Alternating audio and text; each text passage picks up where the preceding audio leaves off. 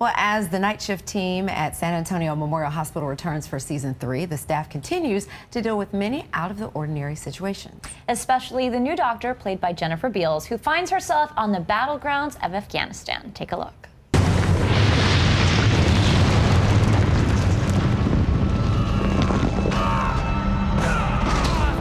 Shrapnel injury to the abdomen. Above the elbow amputation. Let's get a tourniquet on this. Let's get him inside. Drew, over here.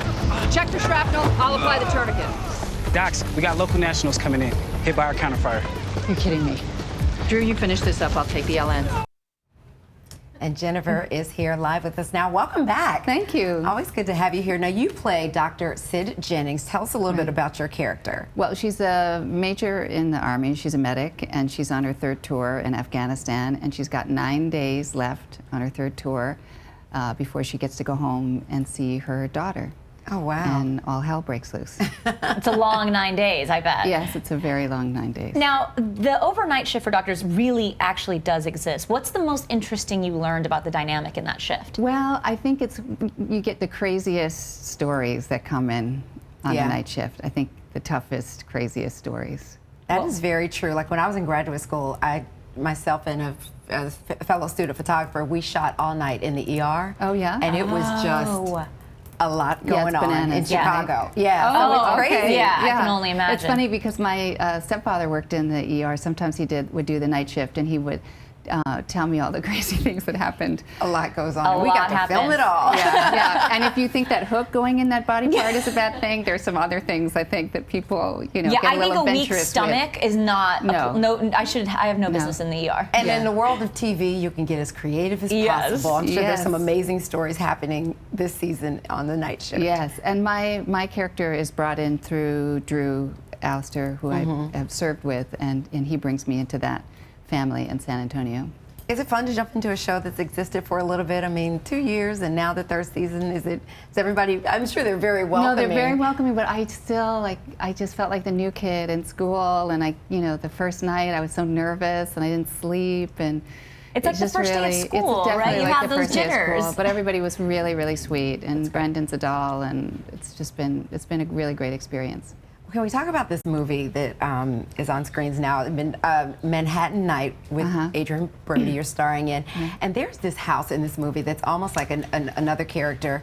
You all are a married couple and you live in this house. And when I saw him enter the house, is this a real house in Manhattan? Yes, it's a real house in New York, in Manhattan. Does someone live where there? it is? Where is it? It's downtown. Yeah. It's downtown, and it's like a Hobbit house. It is. Yeah. So cool. It's like you kind of go down a little alley, and then there's this house.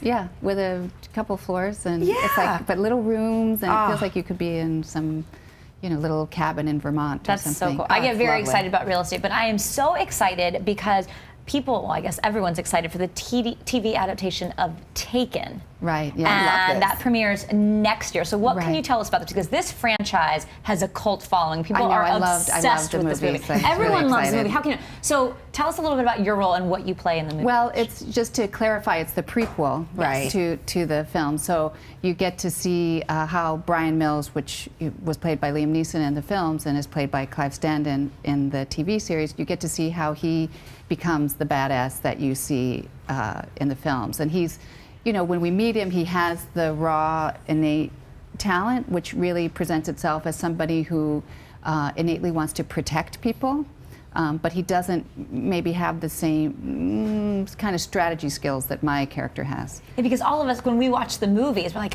where did this guy come from? So now you're answering that question now we for know. us. Yeah. She gets to be the badass. All right, and we can't let you leave without this clip from Shaq on Lip Sync Battle doing a nod to Flashdance. Have you seen this? I saw it earlier this morning. This is awesome. Let's hear it is.